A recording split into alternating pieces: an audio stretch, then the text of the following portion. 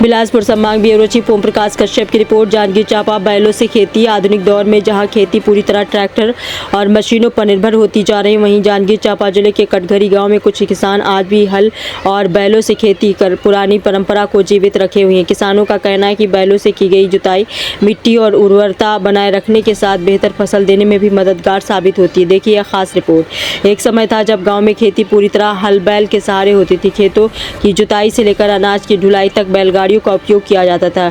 बढ़ई हल, बक्सर और बैलगाड़ी के पहिए बनाते थे और बदले में किसानों से अनाज प्राप्त करते थे। लेकिन आज समय के साथ ट्रैक्टरों ने बैलों की जगह ले ली और यहां परंपरा धीरे धीरे खत्म होने लगी।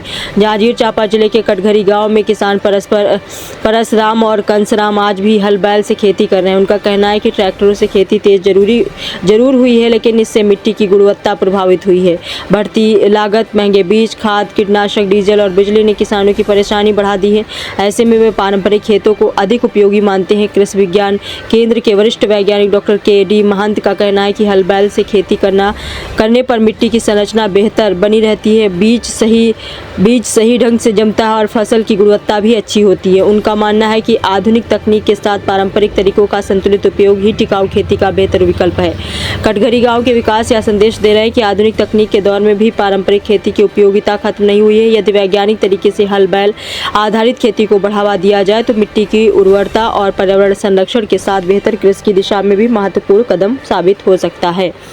आइए देखते हैं जांजगीर चांपा से बिलासपुर संभाग ब्यूरो चीफ ओम प्रकाश कश्यप। चला। हाँ, मैं कटघरी के परसराम कंवर बोलत हूँ। मैं आज 4 ठन नांगल लेके आए हूँ और हमन ट्रैक्टर में नहीं जोतन चाहत हन। काबर वो तीर घरों बच जाते और एमा हमन ला 4 ठन नांगर में जोतत हन तो हमन ला फायदा होते। ये जमीन ला नमी देते और सुंदर मजा से फसल हमर होवत। चल। हमर नांगर में जोतत हन तो हमन ला जमीन भी नमी मिलत है और फसफसात है और हमारे पूर्वज के परंपरा के आधार में चलत हन। हमारे गांव कटघरी में बहुत से नांगर है और सब किसान नांगर में जोतत हन खेत ला। हाँ, मैं कटघरी ले कंसराम कंवर बोलत हूँ कि भाई नांगर बैला में खेती ले करत हन तो बढ़िया जमीन ला उर्वरक शक्ति मिलत हवय। जो गोबर खाद है वह रुक जाते। अब ट्रैक्टर के जोताई में अड्डी भी पड़ जाते और मेड़ पार भी है चले जाते। तो परंपरा ले चलत आत हवय।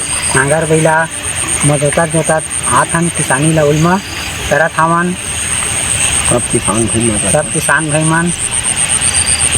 जी सर। नमस्कार, मैं डॉक्टर खेमादास महंत, कृषि विज्ञान केंद्र जांजगीर चांपा से।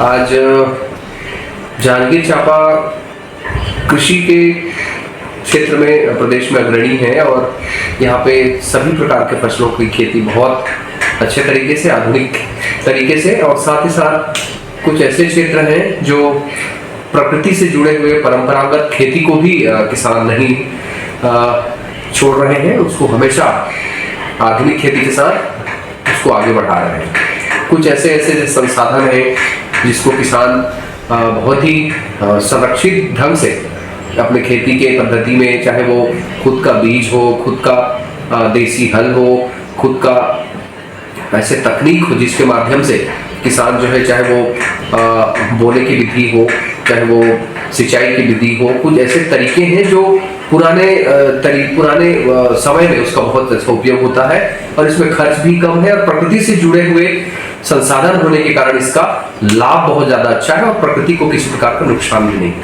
तो परंपरागत खेती एक तरीके से प्राकृतिक खेती और जैविक खेती का ही एक रूप है जिसको हमारे बड़े बुजुर्गों के माध्यम से, जो हमारे देसी और जैविक खेती को बढ़ावा देने के लिए, प्रकृति से मृदा की संरक्षण के लिए, पानी के संरक्षण के लिए, जो हमारे जो प्राकृतिक संसाधन है उसको अधिक टिकाऊ बनाने के लिए प्राकृतिक और परंपरागत खेती जो है बहुत उपयोगी है, टिकाऊ है और आने वाले समय में किसान भाइयों को एक अच्छे उत्पादन और तकनीक के साथ साथ एक अच्छे जो जैविक उत्पाद है उसका अगर पंजीयन के माध्यम से, परंपरागत खेती से तैयार ऐसे उत्पादों को पंजीयन कराने के माध्यम से आने वाले बाजार में इसकी काफी मांग भी है और जो संसाधन उपयोग होते हैं, चाहे वो देशी हल हो, चाहे कुछ छोटे छोटे यंत्र हो जिनके जो विलुप्त हो रहे हैं, उनको भी आज संग्रहण करने के माध्यम से, उनको बचाने के माध्यम से, संरक्षित करने के माध्यम से आज परंपरागत खेती एक बहुत ही महत्वपूर्ण एक कदम भी है और आने वाले किसानों के युवाओं किसानों के लिए एक बहुत अच्छा जानकारी लेने का एक साधन है।